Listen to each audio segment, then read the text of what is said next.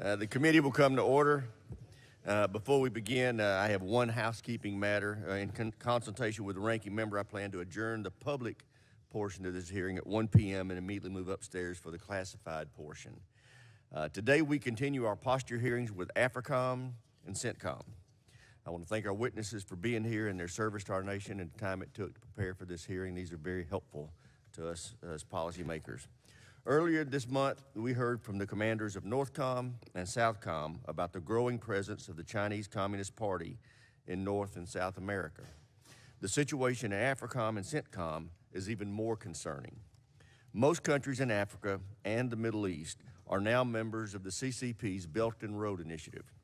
The CCP built their first overseas military base in Djibouti at a strategic point on the Horn of Africa. This base can accommodate the CCP's aircraft carriers and sits only 6 miles from our own outpost. Now, they're actively looking to the Atlantic coast of Africa for a new military basing opportunity. Across the Middle East, the CCP is building ports, providing Huawei telecommunications, conducting joint military exercises, and delivering military equipment. But what worries me most is Xi's growing friendship with the Ayatollah. In the last few years, the CCP signed valuable trade deals with Iran, bought Iranian oil in defiance of international sanctions, and joined Russia in conducting joint drills with the Iranian Navy. Last week, they played peacemaker between Iran and Saudi Arabia. These actions provide a lifeline to Iran at a very dangerous time.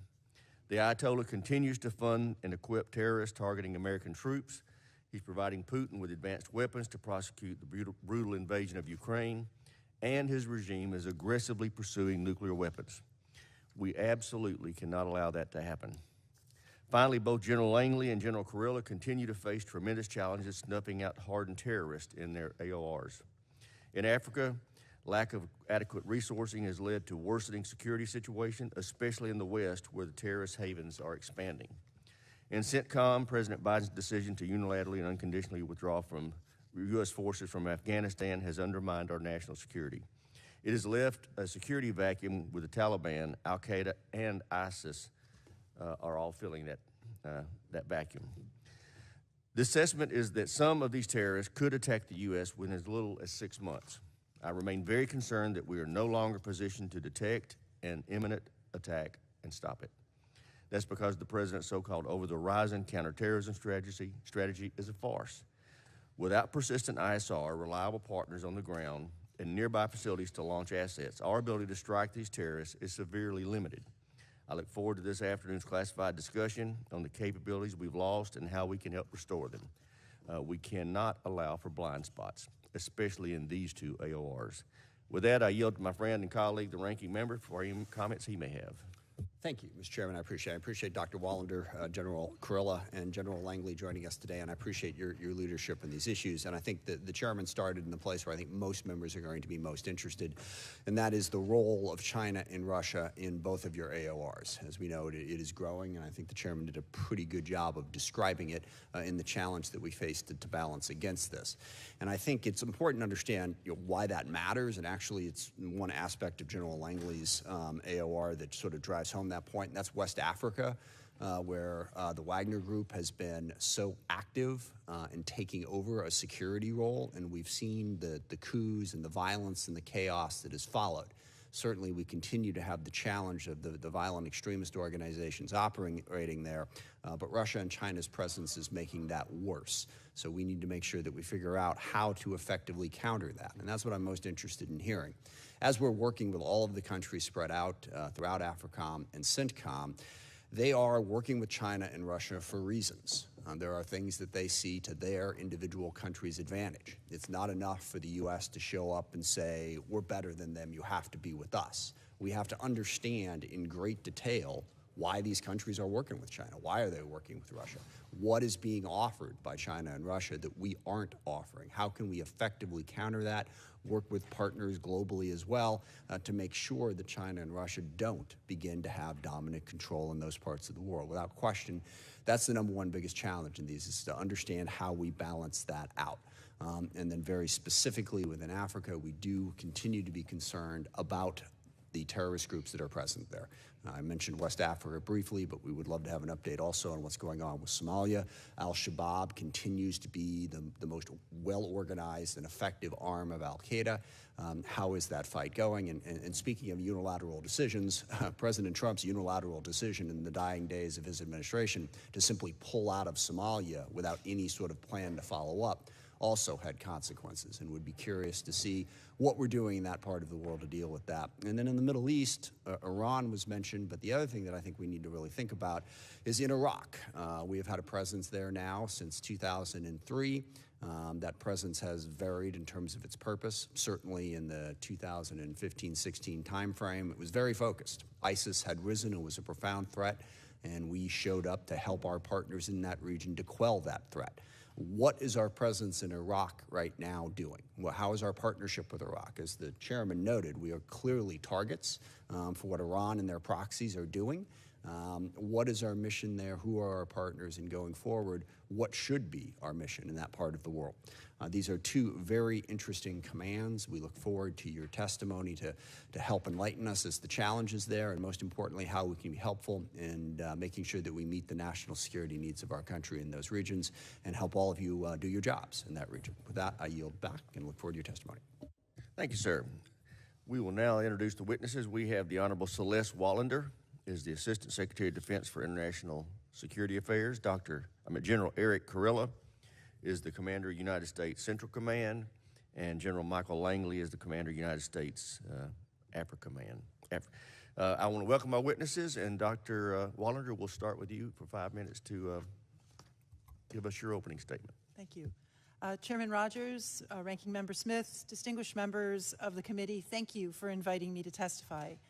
As the Department of Defense articulated in the 2022 National Defense Strategy, a strong, principled, adaptive U.S. military is a central pillar of U.S. leadership.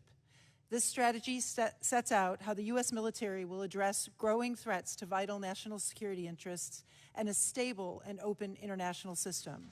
It is focused on combining our strengths to maximum effect through integrated deterrence, by campaigning to disrupt destabilizing activities and push back against competitors' coercive actions, and by undertaking reforms and making investments to build enduring advantages.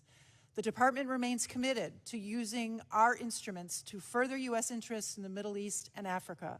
We will continue to stand with our partners and allies to win what we view as the competition of coalitions that is becoming increasingly critical to our common security. The Department's priorities in the Middle East are to promote stability and security, maintain credible military options to deny Iran a nuclear weapon, counter Iran's destabilizing activities, disrupt violent extremist organizations, or VEOs, safeguard freedom of navigation throughout global waterways, and work with Israel to ensure its security. The Department maintains readiness to unilaterally respond to any crisis or contingency, but our preference is to work alongside interoperable and capable partners within coalitions. This emphasis on consultation and cooperation is the U.S. competitive advantage in the Middle East. Though others seek to strategically compete, there is no combat credible, willing alternative prepared to share cutting-edge capabilities and invest vital national resources in support of regional security and defense of others within the rules-based international order. Iran is a persistent threat across a range of domains, most notably its nuclear program, support for Iran-aligned militia groups in Iraq, and the proliferation of advanced conventional weapons and attack drones.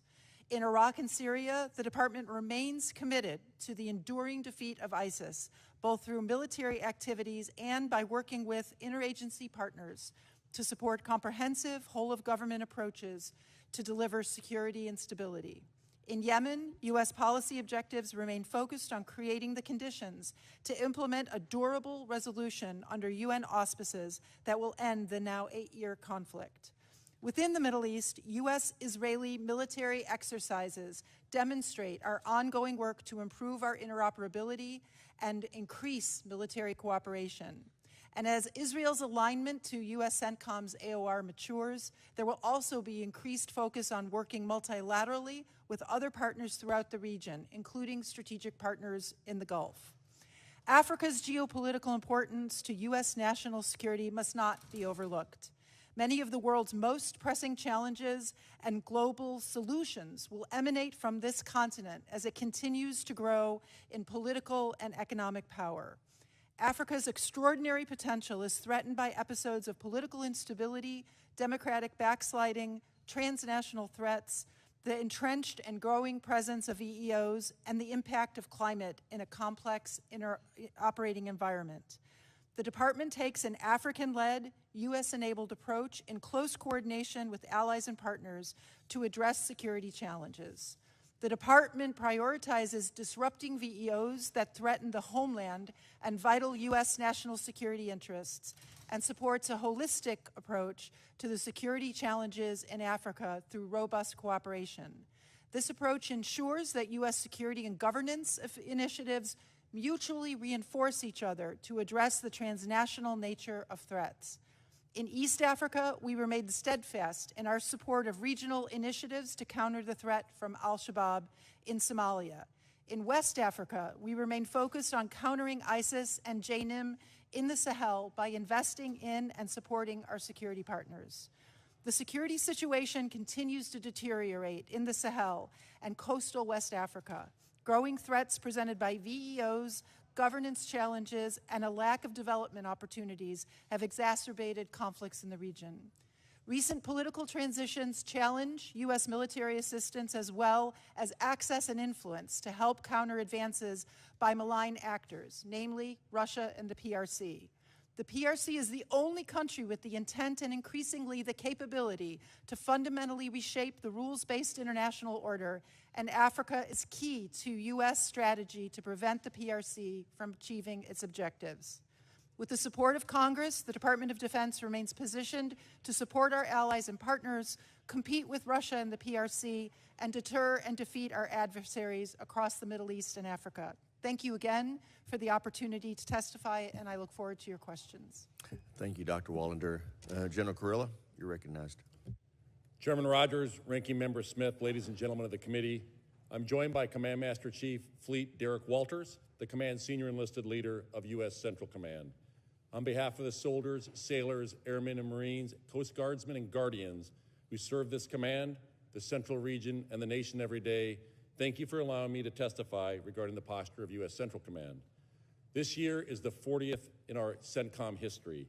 In January of 1983, the United States Congress authorized the establishment of Centcom to serve as the security guarantor in the Middle East, the Levant, and the Central Asian states. Today, we rely heavily on partnerships the command has developed, and Centcom serves as the security integrator of the world's Central Region. The story of this command between 1983 and today is one that parallels the threats and opportunities of the region it supports for the past 4 decades. Central Command was formed to counter the influence of the revolutionary regime that had seized power in Tehran and to compete strategically with the Soviet Union.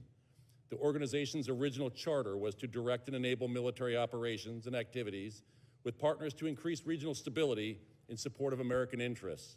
That mission remains essentially unchanged to this day. Iran remains the focus. We now battle violent extremist groups who threaten the United States or interests in the region.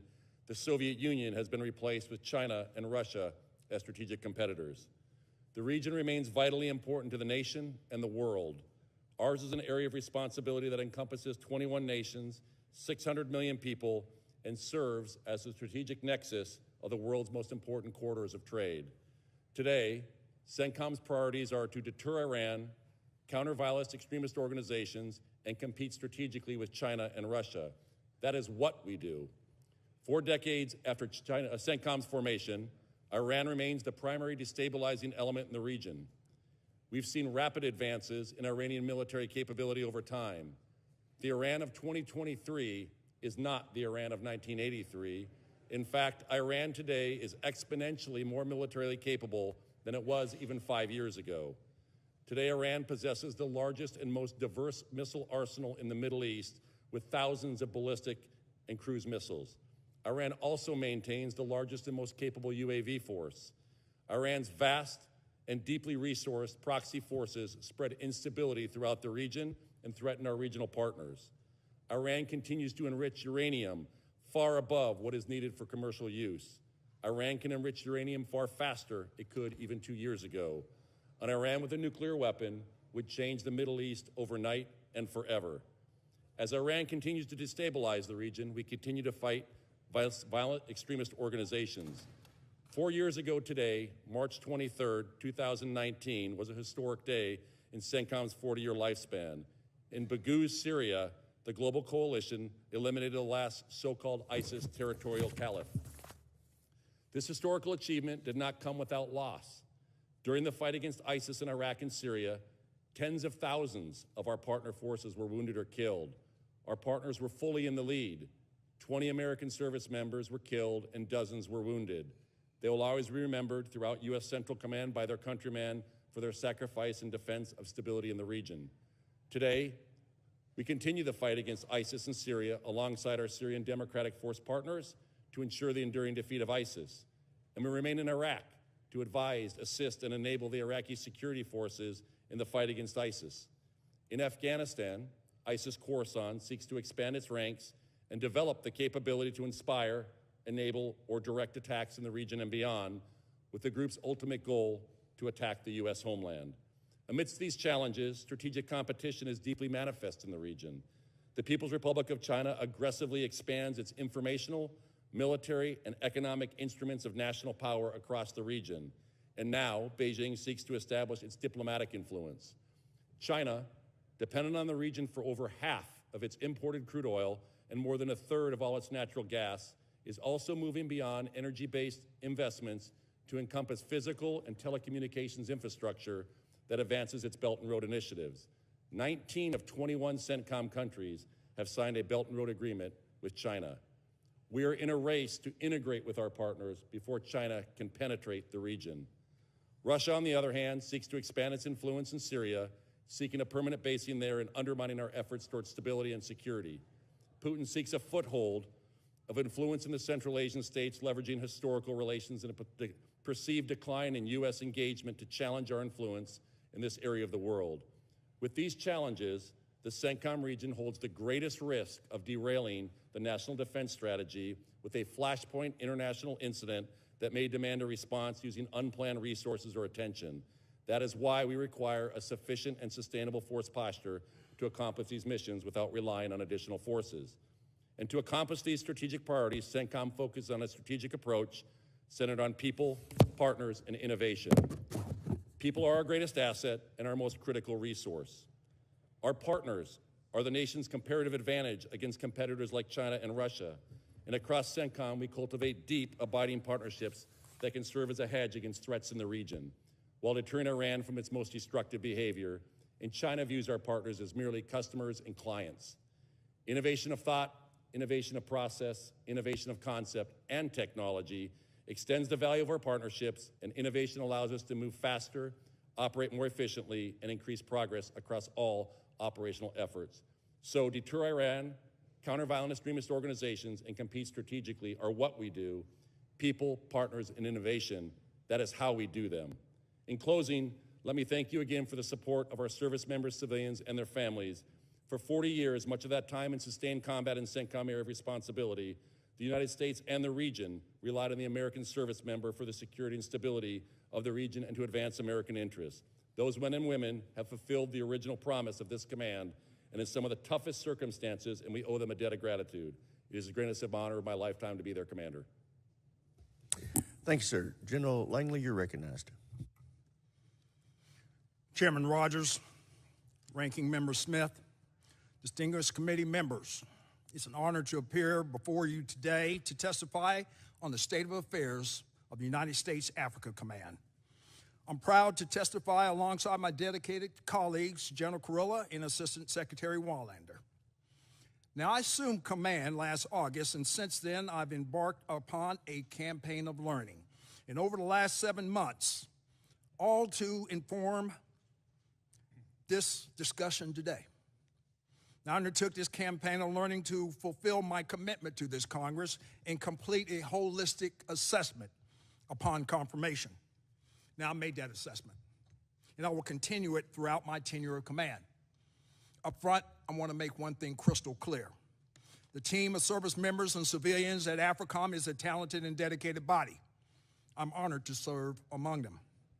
I'm joined today by my State Department Foreign Policy Advisor, Mr. Phil Nelson, who represents the exceptionally skilled diplomatic team embedded at our headquarters. Our entire team is laser focused on implementing our whole of government approach with our partners from the Department of State, USAID, the intelligence community, and other U.S. government organizations. We campaign with our allies and partners to advance mutual interests and promote stability and prosperity on the African continent. You should be proud of their efforts. I know I certainly am. Africa is a vast and dynamic continent of sovereign nations. Collectively and individually, these nations are increasingly important players on the global stage. And as such, Africom's contribution to American security must be viewed through a global lens. Threats once contained on the continent are transforming into worldwide threats. Terrorism, poverty, food insecurity, climate change, and mass migration shatter African lives. They sow the seeds of violent extremists and Russian exploitation. The Kremlin's invasion of Ukraine has aggravated the food insecurity crisis in Africa by blocking vital food shipments to the same nations that feel the deepest impacts of climate change. Russia's Wagner mercenaries turn chaos into cash and destabilize entire regions across the African continent, and it cuts at American interests worldwide. The expansion of Middle East-based violent extremist groups such as ISIS and Al-Qaeda, including the biggest franchise of Al-Shabaab, threatens American lives. Solutions to these colossal problems must be a shared burden. African nations need to be at the helm of the concerted international efforts to produce sustainable outcomes. Assisting African nations in achieving their goals while advancing American interests can only be accomplished through a synchronized whole-of-government strategy. We call it the 3D approach, which is the toolkit of diplomacy, development, and defense.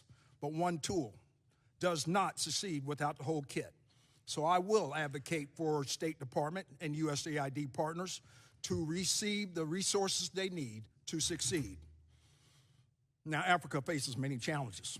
However, putting Africa's needs at the forefront of our campaign, reinforced by multilateral and whole government engagement, will help Africom and our partners work towards a sustainable peace, stability, and prosperity. Chairman Rogers, Ranking Member Smith, and distinguished members of this committee, thank you for giving me the opportunity to be here today. I look forward to your questions. Thank you, General. Thank all of you for your opening statements and for your service. I now recognize myself for questions. General Kurilla, you assess that ISIS-K can conduct an attack on the U.S. or Western interests abroad in 6 months or less. What could we do as Congress to help you best be prepared to thwart that or at least detect it? Thanks, Chairman. And when I say capable of conducting an attack in under 6 months, there's 3 types that we look at. An inspired attack that's inspired by their vile ideology. They can do that today, they could do that tomorrow. There's an enabled attack where they are providing funding in some direction to be able to do that, and then there's a directed attack where it is command and controlled from the region to do that. Really what we see right now is their ability to do that in under 6 months is the enabled attack against U.S. or Western interests abroad, obviously much harder to do against the homeland.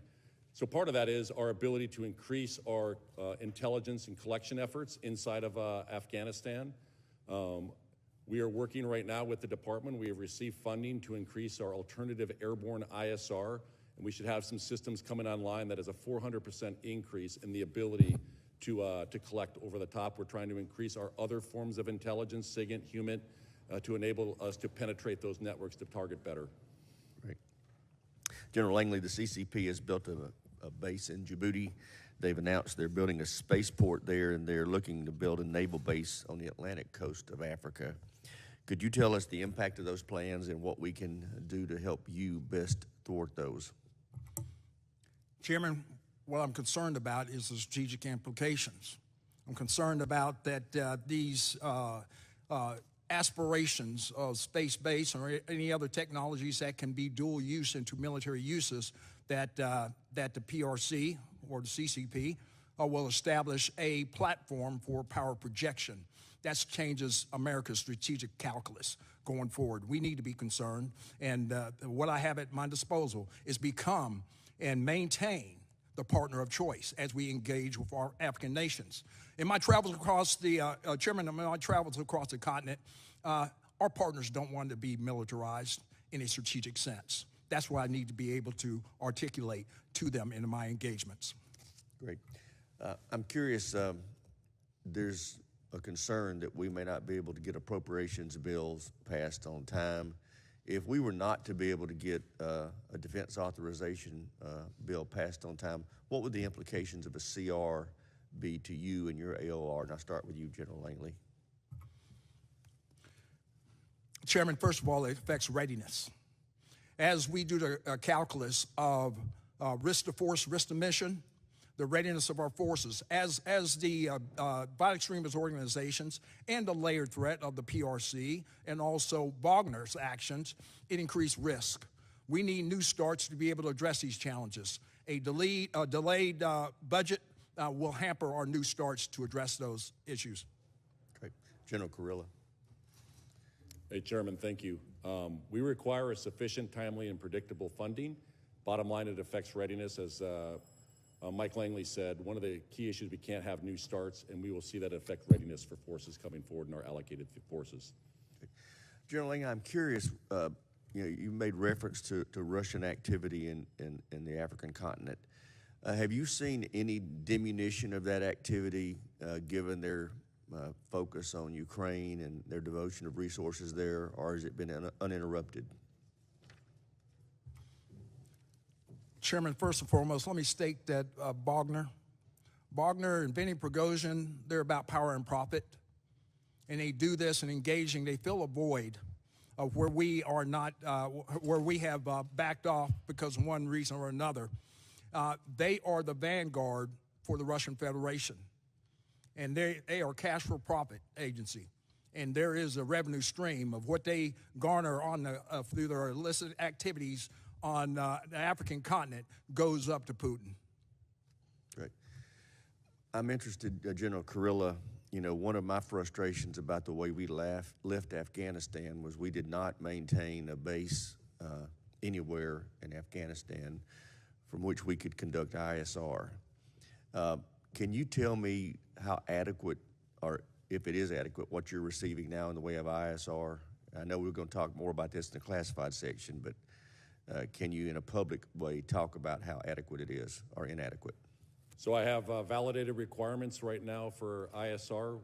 We are not filled completely to our validated requirement. One of the challenges I have is the time I spend in transit. About 80% of the time is spent in transit to get to Afghanistan, but we are working with some alternative airborne ISR, like I said, high duration, stuff that can stay up for days, and we're working towards programs and platforms that can stay up for weeks. Great.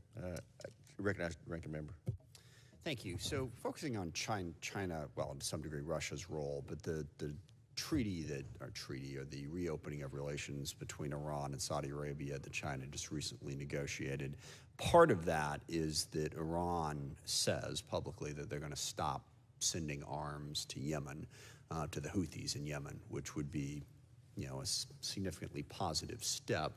So I guess the first question is, do you believe that? Do you see that coming out? Do you see some positive aspects of Iran and Saudi Arabia reestablishing diplomatic ties?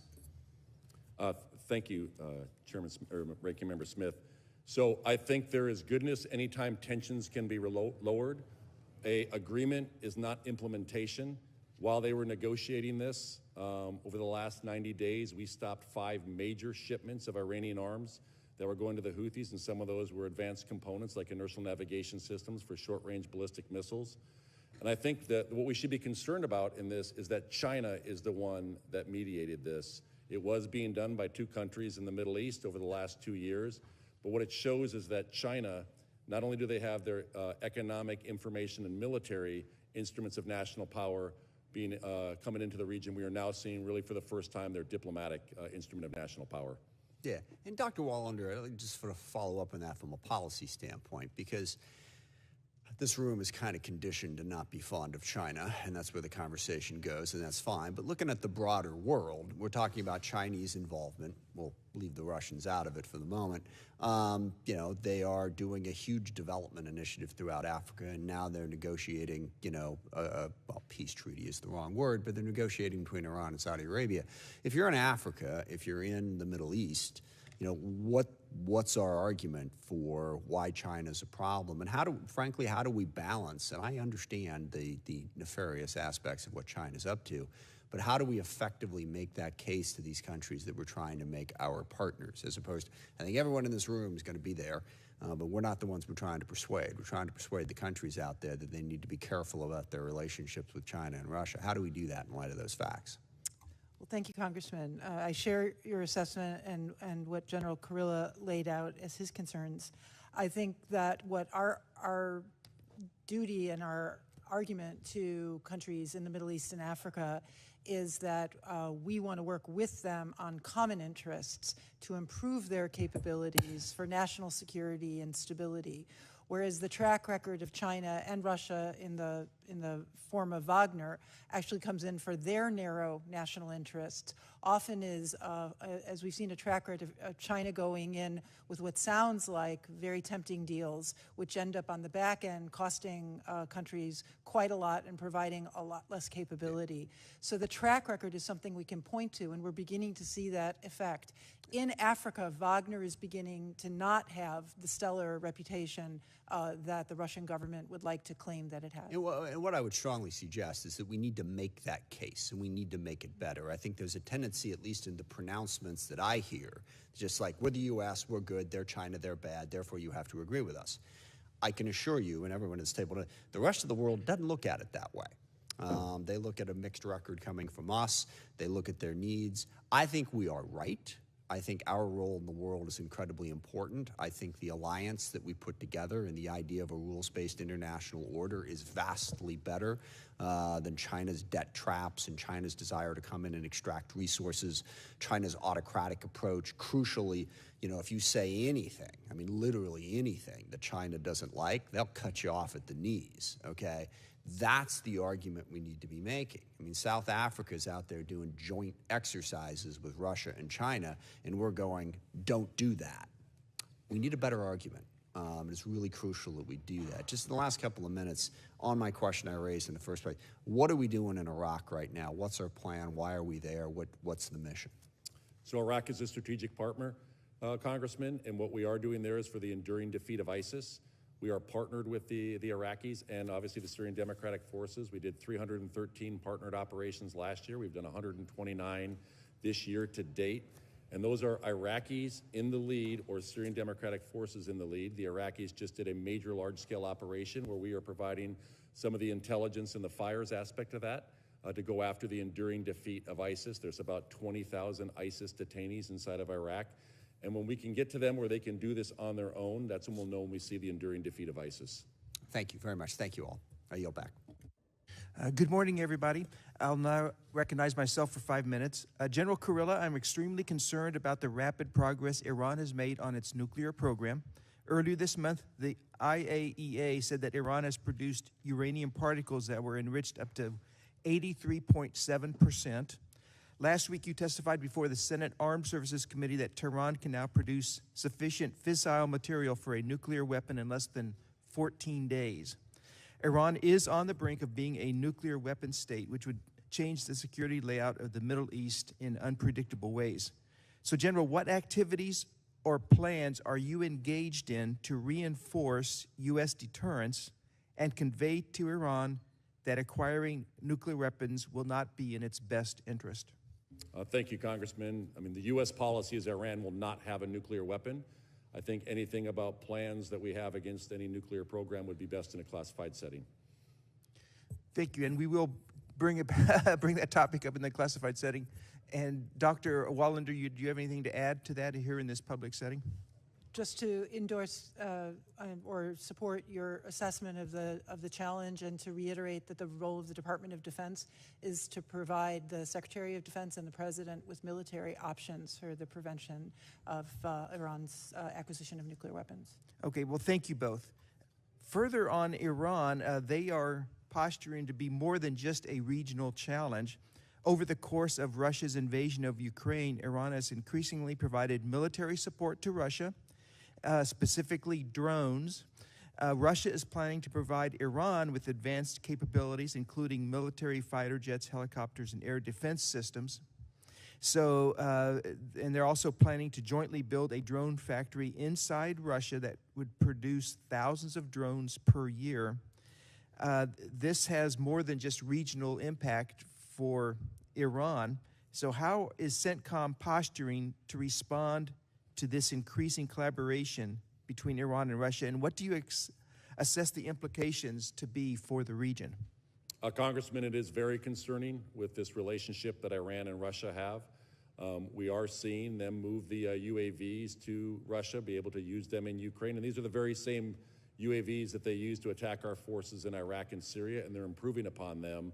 And we saw Iranian state media publicly announce that they'll be getting Su-35, which is a fourth-gen plus fighter aircraft. They'll be providing those. We think that'll happen at some point this year. And it is this closer collaboration between two adversaries that is concerning. What we are doing is building the regional partnerships in the region to be able to counter that. And what about the, I think it's called the S-400 air defense system that Russia is saying it will provide to Iran? We have not seen the S-400 be provided to Iran, but Iran also produces very capable indigenous air defense systems as well. Okay. Thank you. And Dr. Wallander, do you have anything to add to what General Kurilla just said? I just want to especially note the importance of the work of Centcom in creating regional constructs for integrating and improving the capabilities of partners in the region to push back and defend against the growing threat of Iran. Thank you.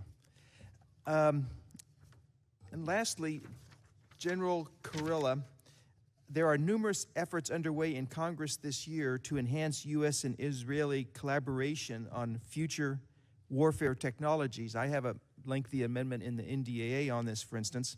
This would include working together on directed energy, quantum computing, artificial intelligence, missile defense, space, and other cutting-edge programs. Do you support efforts to provide Israel with additional capabilities to ensure that it can effectively respond to enhanced Iranian threats that we've been already talking about? Thank you, Congressman. We are committed to the defense of Israel. We work very, very closely with them and a lot of their new technologies. I have been to the country multiple times and looked at everything from their ballistic missile defense, their counter-UAS, and a lot of their advanced technologies like their Iron Beam that they are coming out with, and we also are coming out with our own directed energy systems as well. Excellent. And Dr. Wallander, anything to add to that? You know, the United States has an ironclad commitment to the defense of Israel and manifested most recently in the extraordinarily successful Exercise Juniper Oak, which exercised and demonstrated the level of interoperability and capability and the ability of the United States, Centcom in particular, to surge that capability and work closely with Israel to exercise and also demonstrate that capability. Very good. Thank you all for being here. I now recognize Representative Courtney for 5 minutes. Thank you, Mr. Lamborn. Thank you to the witnesses for being here today. General Langley, it was striking to me in your testimony sort of where you contrasted sort of Russia's entry into particularly countries like the Central African Republic using basically the Wagner Group as the sort of enticement to get into that country and other countries like it, whereas China is using more of an economic investment sort of approach in terms of trying to, again, ingratiate itself to these countries as well. So going back to the Wagner Group sort of enterprise, can you just sort of describe what does Wagner Group in Russia get out of that? Are they getting sort of, and there's been reporting that they basically get paid or reimbursed or compensated by gold, diamonds, other materials and minerals that obviously are valuable? Congressman, absolutely. Wagner has ill intentions their destabilizing activity. They have a history of it on the continent. And then, as we can see in the Central African Republic, and there are no good stories in their entrenchment in Libya as well, and now Mali. I am concerned about that. That's a layered threat that we're really concerned that they are the vanguard of the Russian Federation, because they have a thinly veiled false value proposition that says we're going to provide security for you, especially nations that have been affected by a coup. That's what happened in Mali. And then they come up their invoice. And whereas only security they actually provide is the bubble around the elite, or those that were that initiated the coup in the first place. And there's also a roadmap to rare earth minerals or diamonds or gold. There's Benny Boghossian is all about power for profit. What we're doing, Congressman, is initiating a campaign plan with our OAIs across the whole government approach to suppress this. And I can get more specific on what we're doing in the closed session. And again, China's approach is again, using its sort of economic muscle to again, and I think it was described, I mean, it's a bait and switch, type of plan. But so 5 days ago, there was an incident in the Central African Republic where 9 Chinese nationals were gunned down in broad daylight at a gold mine. Again, the initial claim by the government was that it was rebel forces that were responsible for that mass shooting. Last night, there was actually reporting that eyewitnesses described that the perpetrators were actually Wagner Group, which is kind of an interesting colliding autocracies playing itself out in that continent. Xi Jinping actually stopped and interrupted the summit he had a few days ago with Putin to condemn this shooting and promised that there would be a full investigation to get to the bottom of it. But again, it was kind of it's hard to get your head around the way that, again, these two exploitative autocracies are now basically almost like scorpions in a bottle, where their approach to this part of the world is now even possibly creating conflict amongst themselves. So Dr. Wallander, I don't know if you want to comment on that. That actually, going back to Mr. Smith's comments, is maybe an opportunity for us to really show that neither one of these players are really going to create stability or prosperity in this part of the world, and there's a better way to proceed. Thank you, Congressman. Yes, we are very clear with partners particularly in West Africa, in the evidence that Wagner brings not security and stability for their countries, but in fact is an entry point for economic exploitation, for instability, actually extraordinary and horrifying assaults on civilians in these countries, because what Wagner offers is regime security, not national security to these countries. I would say on this China-Russia issue, that is an interesting incident, and we'll have to track it more closely. I am more struck by the consonance and the alignment of strategic interests at the level of Xi and Putin, and that's the real challenge we have going forward, that they share an interest in undermining global security and the rules-based international order and use one another to advance their national goals, but often those goals are very complementary.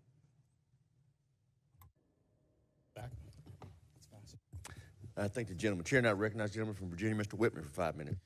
Thank you, Mr. Chairman. Dr. Wallander, General Kurilla, General Langley, thank you all so much for joining us. General Kurilla, General Langley, I want to begin with you. If we look at where we are today as necessarily focused on this era of great power competition with China and Russia, I believe that potentially opens up a door for an opportunity for a black swan event. And my question is, based on your testimony, General Kurilla, beginning with you, where you said a flashpoint with Iran, a crisis in the region, a successful large-scale attack on a partner country, or an attack on the homeland by a VEO would necessarily redirect resources away from Central Command, or, excuse me, away from other areas to Central Command. I think that's meaningful. General Langley, you said an underinvestment in African security raises the risk of an unexpected crisis that would abruptly strip U.S. resources away from our top national security challenges in that arena, a great power competition. Gentlemen, in your professional military judgment, do you assess that the shift in great power competition and resources and focus by the United States increases the risk of a black swan event? And do you believe, though, that our military building capability to address great power competition in any way would deter a black swan event? And thirdly, do you believe that efforts by either Russia or China are adding to the potential of any actors out there that may be interested in perpetrating a black swan event? Congressman, thanks for that question. An interesting question. So when I took command in the first month, at the end of the first month, we had a commander's conference, and one of it, each group had to come up with 2 black swan events that they could see happening. We had 12 of them. At the end of this, we briefed them all. We found that 11 of the 12 were actually highly likely, or were at least probable that could occur. And by definition, they're no longer a black swan event. But I think to your question about preparing for or doing strategic competition, does that take away from not being able to see a black swan event? I don't think so, because I think when you are preparing and you're doing strategic competition, you are increasing the capability of your military force, and that includes the intelligence gathering apparatus. And I think it helps us be able to see some of those things that we might not otherwise be able to see. Very good. General Langley? Congressman, the NDS, our National Defense Strategy, tells me to specify and imply to monitor and respond. I need to be able to identify indications and warnings. One capability in a posture-limited and economy of force command is a decrement of our ISR capabilities. That is the foundational piece that I need, and it's also on my unfunded priority list of being able to bolster that capability so I can see those black swans, so I can provide indications and warnings, and so we can reposition assets. Or I go to my colleague, General Kurilla, to assist, and we can aggregate some of our forces to do that. But at this point now, that's what pressurizes our efforts of exploitation. It's a layered threat here. So yes, answer to your last question, any exploitation by the violent extremist organization, I say yes. That's why I need increased ISR to address all of those issues. Very good. Thank you. Gentlemen, let me ask too, you laid out that you have assessed this particular situation, those risks. In your assessment, where do you believe the greatest risk exists? And General Langley, you talk about maybe needing more ISR to be able to even further define that risk. But from both your professional judgments about what you see today, what's the greatest risk? And what do you have currently that you're using to mitigate that risk? And what might you need in order to do everything possible to make sure that we deter those actors that may be wanting to perpetrate a black swan event? Congressman, for us, our greatest risk is with Iran right now. That is why it is our #1 priority to deter them. And then I would tell you it's the violent extremist organizations that we are seeing, the ISIS Khorasan group in Afghanistan. And what we're doing is we're applying our resources to both of those efforts. We look at those also through our partners to be the regional constructs to deter Iran. And again, it's increasing our capability and intelligence inside of Afghanistan. Very good. General Langley? Congressman, again, on the African continent, it's a layered risk. It's a layered threat. So my first and immediate, as I engage with our partners, because it is going to be partner-led, U.S.-enabled, it is violent extremist organizations, and how do we address that? So that segues into how we address that through our programs, our portfolios of security force assistance. As we look at 333, Title 10, to train and equip or build institutional capacity in 332, that's what we need to address this. But we do have a pacing threat, and we do have that immediate threat as well. And that's where it's going to be a whole of government approach. Collectively, all the OAIs coming together and putting together a value proposition to our African partners to deter them becoming the partner of choice. Very good. Thank you to our witness. Mr. Chairman, I yield back. Thank the gentleman. Chair, and I recognize Mr. Garamendi from California. Thank you, Mr. Chairman.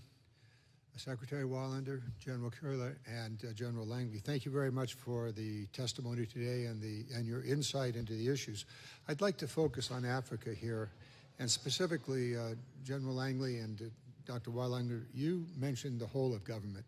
It's rather obvious that it's not within our current military capability to deal with all of Africa. So, Dr. Wallander, if you could talk to us about what you see the State Department, USAID, and U.S. private investment could and should be doing in Africa to address the problems that have been discussed here.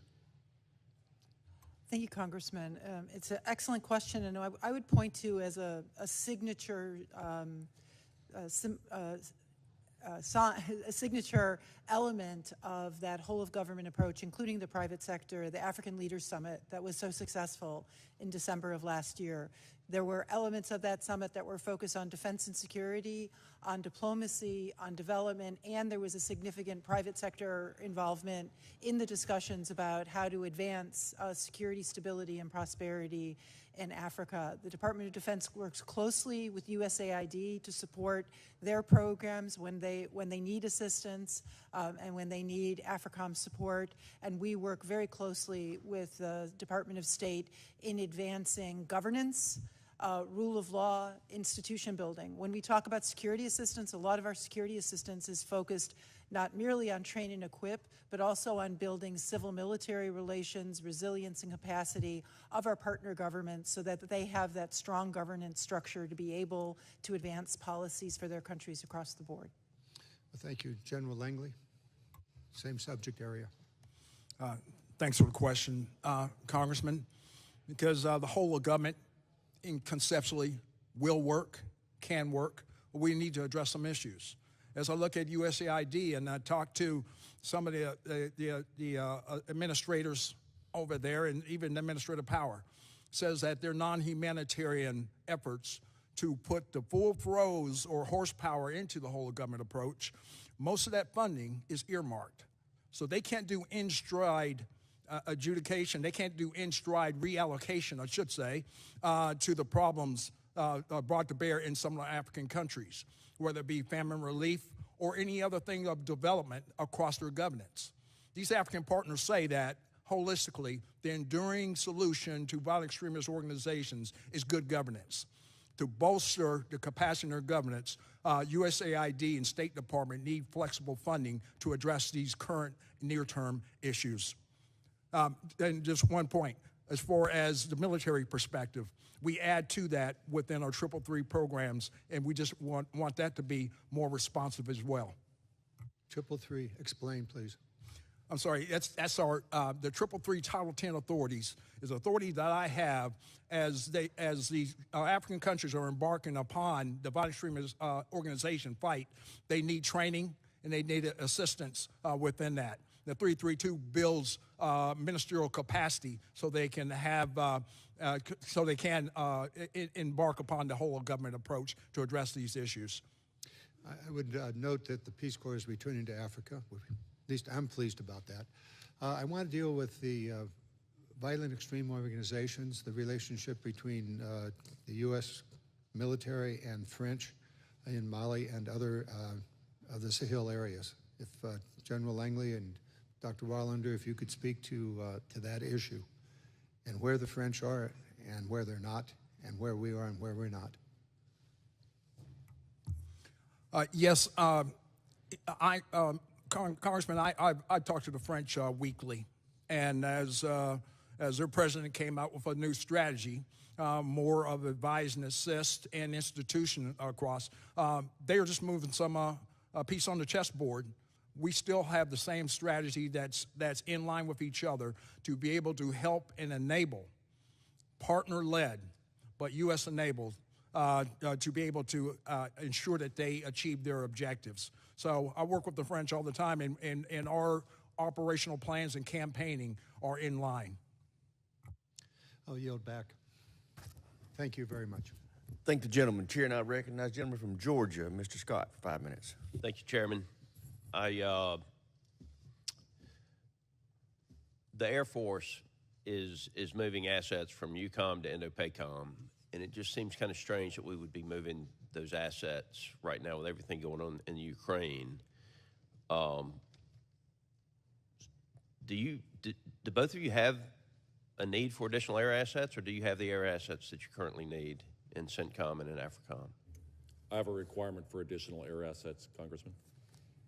Do you need A-10s in Centcom? We have been given A-10s or have been approved to come to Centcom. Okay. Are you being given what you've requested, or are you being shorted on your request? So we have, 4 of the 5 NDS priorities are in the Centcom area. Every day I'm looking at the missions I have, the resources I've been allocated, and I'm dynamically balancing risk against those. And in a closed session, I can talk about specifically what some of those shortcomings are. Okay. General Langley, thank you for your help when Congressman Panetta and I got to go to a couple of countries in Africa. We couldn't have done it without your assistance. The thing that sticks in my mind on that trip is Wagner and how effective they have been with social media. It's open source that the French ISR picked up mass graves where Wagner had killed a lot of people. By the time it made it to the public what had happened, Wagner had already hijacked the pictures and convinced the public that it was the French that had carried out the atrocities.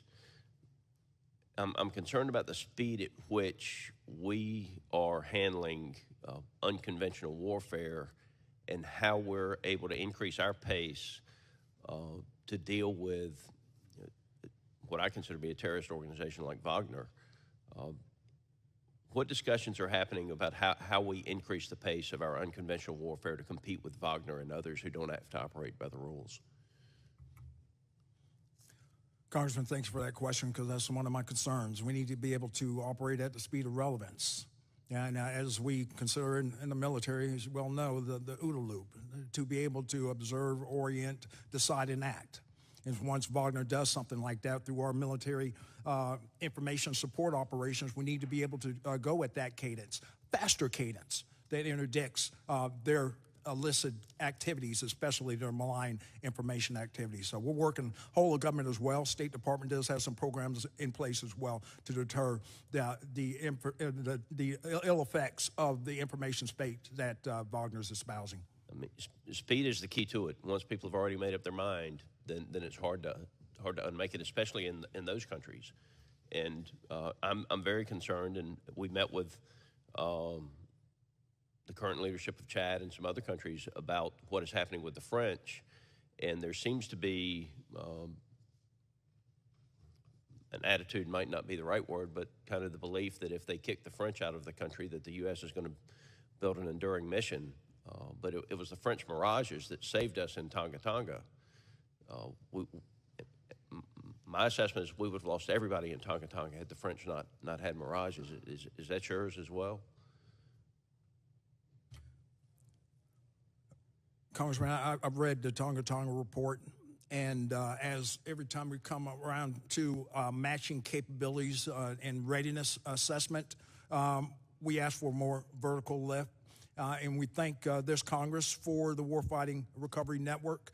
We bolster that, but I'm still going to be asking for more as we look at our reposture and as we're starting to expand our activities to address the violent extremist organization going into the Gulf of Guinea states as well. So that's going to be comparable to what I asked for in this coming budget. Over.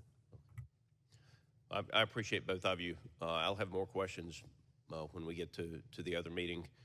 Look forward to coming back to Africa this year, General Langley, and seeing you over there again. Thank you. Thank you, Dr. Wallander. Sorry I didn't have any questions. Chair now recognizes Ms. Houlihan for 5 minutes. Thank you, Mr. Chair. Thank you all for being here today. General Kurilla, thank you as well for your testimony, and I was really excited to hear about Centcom's Innovation Oasis competition. And I think that you probably do think as well that some of the best ideas for innovation and best practices come from people who are on the front lines rather than not necessarily the leadership. So I was hoping you might be able to share a little bit more about the genesis of that idea. Are there any projects in particular that have come from that idea? And is there anything further that we can do here in Congress to be supportive of that initiative? Thanks, Congresswoman. So Innovation Oasis is our Shark Tank-like idea, where what we do is we find some of the best ideas are trapped inside of a hangar, on a ship, in a cubicle, or down in a squad, and we use it as a way to elevate those ideas and then use the resources at Centcom to then promote those ideas. And we've received a lot of really good ideas. One of them was a counter UAS trainer. We had a bunch of proprietary systems out of there, and we created one, and one of our sergeants, an E5 from the Massachusetts National Guard, programmed it himself on the weekends and came up with a counter UAS trainer that we're able to use, and we're in the process of trying to advance that idea, putting the resources and energy of Centcom behind it. We have another one coming up in the end of May from each of the different components within Centcom. They'll pick their best person and send them up.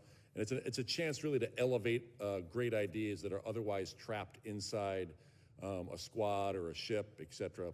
You know, it was Staff Sergeant Cahill from the New Jersey National Guard who figured out a way to break through the hedgerows at France. A staff sergeant figured that out.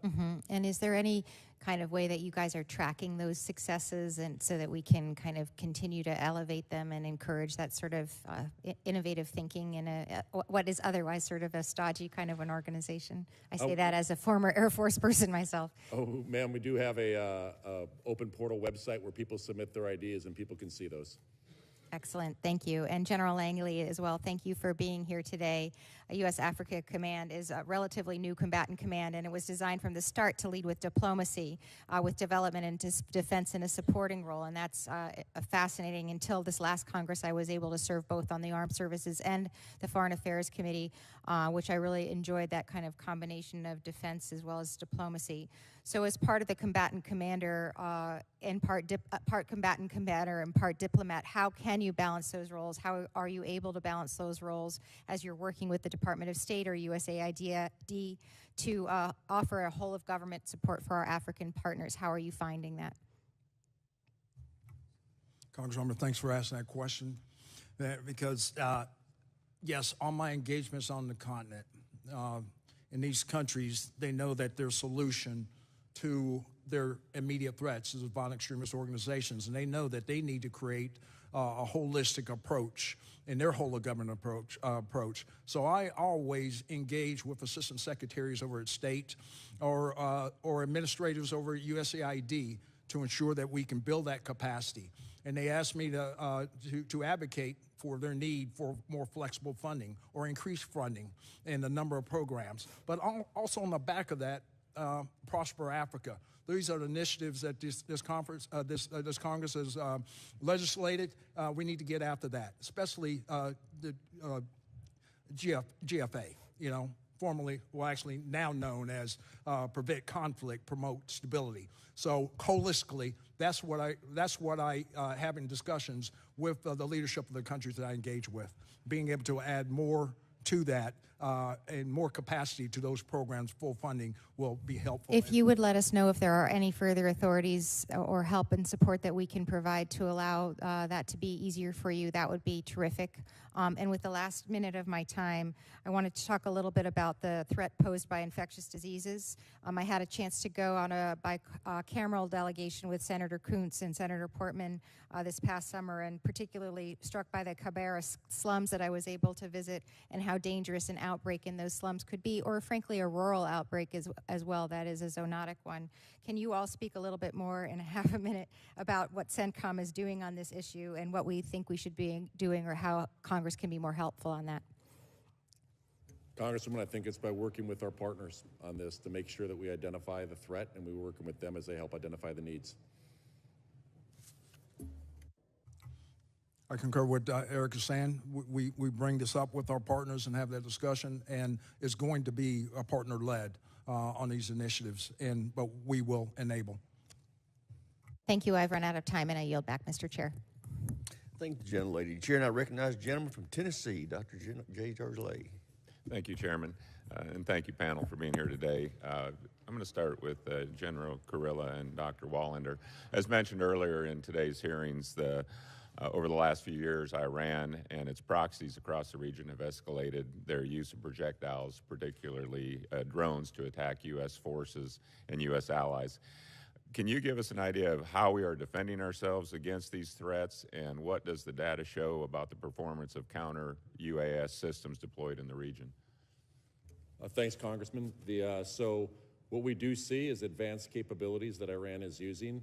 I do thank the services providing the counter-UAS capabilities that we do have in the region. It's a layered defense. No one system is effective against all.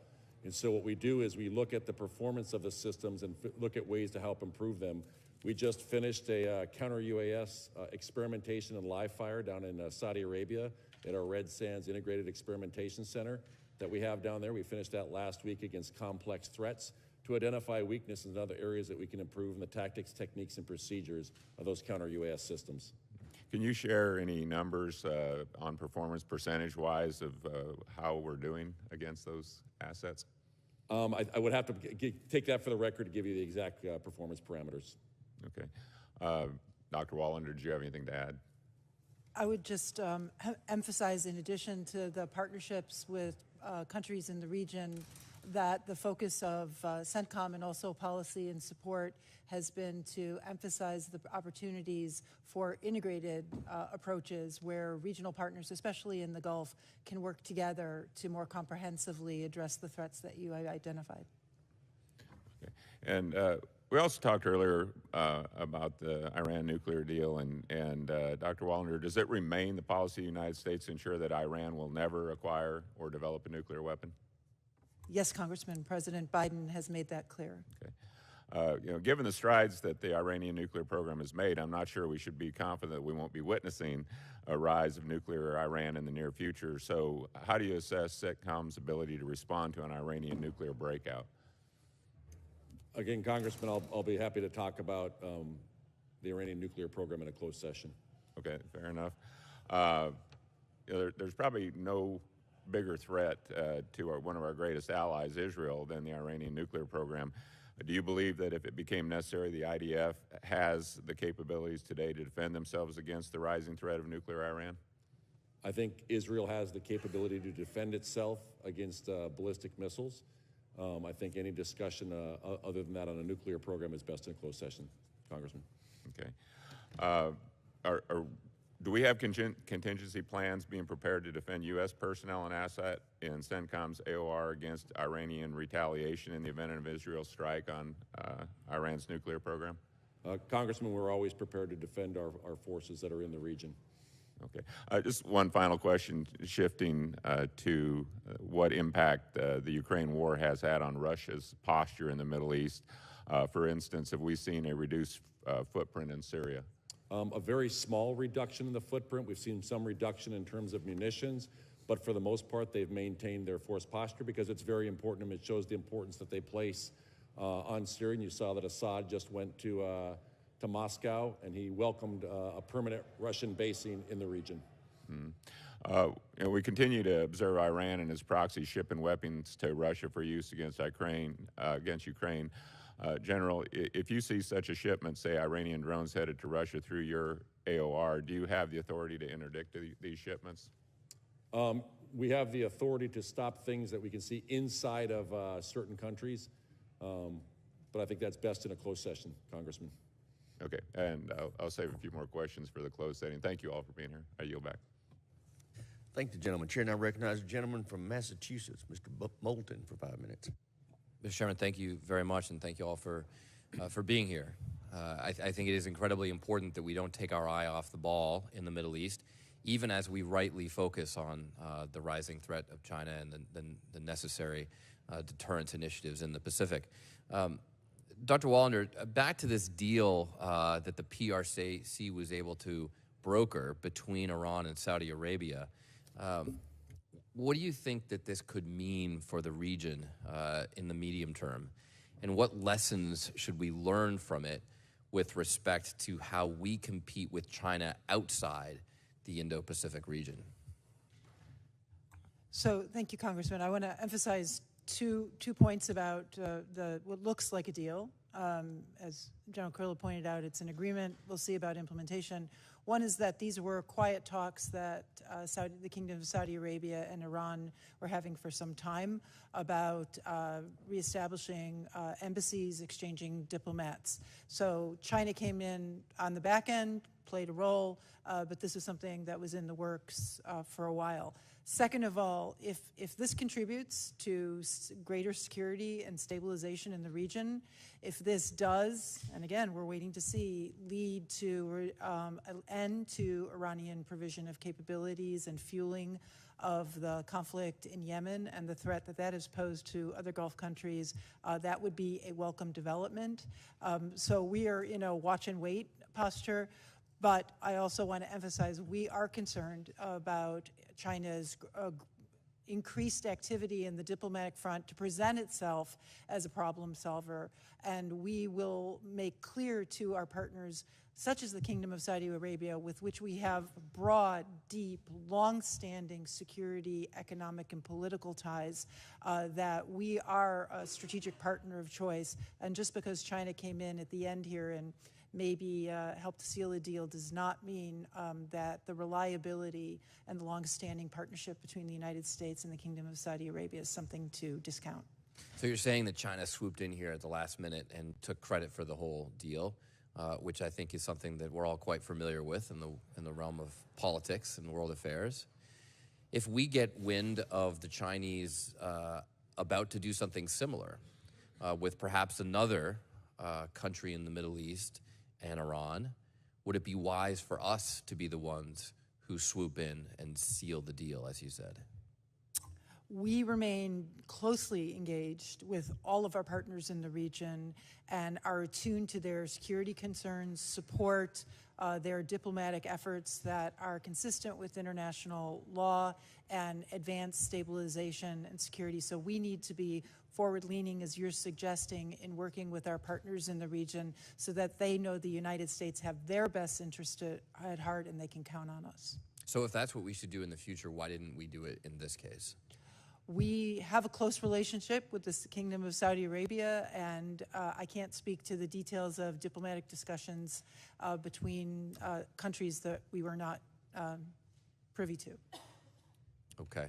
Well, I hope we go into this more in the classified session, because if we knew this was happening, I don't know why we wouldn't be the ones to get diplomatic credit here, especially when the alternative choice is the PRC. General Kurilla, we're tracking that in Syria, Russian military forces have been behaving unprofessionally towards U.S. forces and have repeatedly harassed our troops with low-flying aircraft. Could you please describe Russia's behavior in Syria towards our troops and how that has changed over the course of the conflict in Ukraine? Thanks, Congressman. So what we see is their behavior is unprofessional and unsafe. Since 1 March, it's the highest number of tactical air flights over U.S. forces in areas since the beginning of the conflict, since Russia was in the AOR. Really starting on 1 March, when I talk tactical flights, that is fighter aircraft or air-to-ground aircraft flying over our area. We always have our own fighters. We'll intercept them, so we always have the ability to protect ourselves. But really, we are there for de-ISIS. They are under the guise of being there under de-ISIS. We do not see them doing a defeat ISIS role. When they're doing that, it's unnecessary, unsafe, and unprofessional. Dr. Wallander, do you think there's an escalation risk here?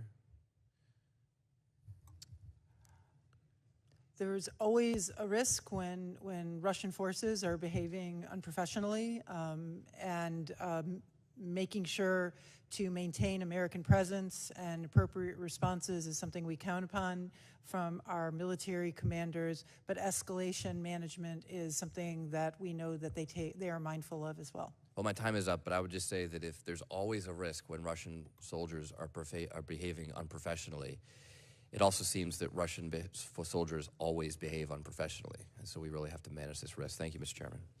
Thank the gentleman. Chair now recognizes the gentleman from Mississippi, General Kelly, for 5 minutes. Thank you, Mr. Chairman. And my first question is for you, General Langley. And have you seen a shift in the Wagner forces available in Africa with the shift to Ukraine, or has it pretty much stayed consistent since they got more deeply involved in Ukraine? Congressman, that's a great question. I have not seen a shift, but here's what my analysis would tell me, though, that they wouldn't have what you have on the African continent is a false value proposition of security. So I don't think they're going to have their experts on the continent of Africa for that purpose. They're going to have the businessmen that are trying to make their way to the mines for profit. And I'm going to follow up on Seth Moulton's, because I agree with him. We need to be forward-leaning in diplomacy. And right now, the partner of choice around the world, whether that's South America or Centcom or Africom, is the United States military. However, our State Department sometimes make that very, very difficult. So we have Jackson Vanik and a lot of things that we punish people wholly when we see their policies don't align with U.S. Policies. And that's not a bad thing. There's a purpose for that.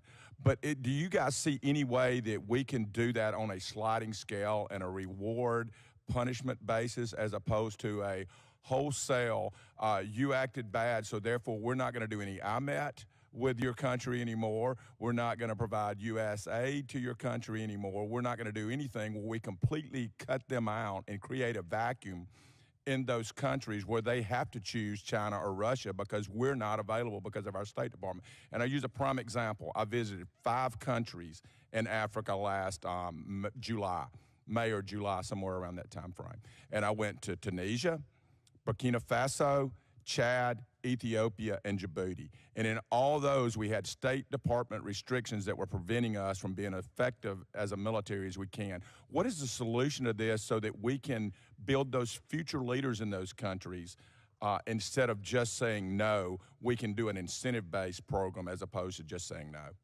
Any ideas?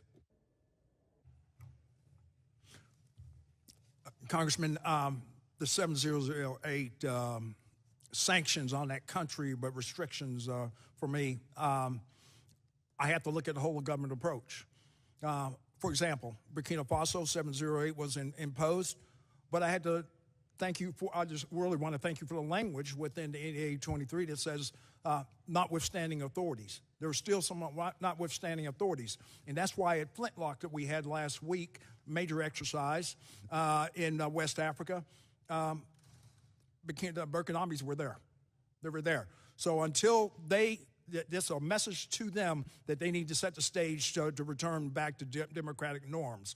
But across the whole government, I met with State Department last week, so they also have some activities and investments that they can do to be able to employ in Ouagadougou because Ambassador Clark, she's looking for what CT mechanism we can do to still engage with Burkina Faso so they can embark upon the fight against violent extremist organization. Thank you. Let me kind of get it. I got one more question, but I think you're 100% right, and I just think we really have to work this problem set because there's a lot of opportunities that we're missing, and we're giving opportunities to our competitors by not using a reward system to modify behavior to our culture. The final thing, and General Kurilla, you've done an outstanding job in your predecessors. The state partnership programs, and we need to get stronger in Africa, General Langley, but you've done an outstanding job of using that resource, which is a low-resourced, dollar-wise programs, which can be very, very effective. But it also takes, at your levels, engaging with those state partnership adjutant generals to make sure that their priorities align with your priorities in those countries that they represent. And so I think there's a lot of opportunity, and just if you can comment on those. Congressman, thanks. If I could just back up one on the IMET program, I think that's the highest return on investment for every dollar we spend, because I will tell you in the Centcom region, many of our chiefs of defense went to school at our military school of professional military education back in the States. I thank you for what Mississippi does with Uzbekistan.